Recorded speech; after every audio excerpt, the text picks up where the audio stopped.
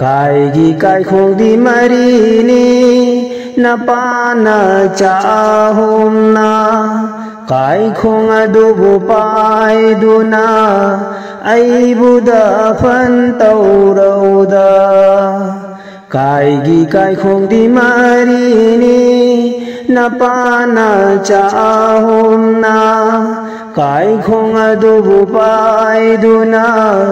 ai buda phan tau rau da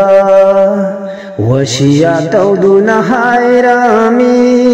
Khuda gi kudarat angapani Kai khong amana kanana Puduna chat khi bagi Kaigi kai khong di marini napana cha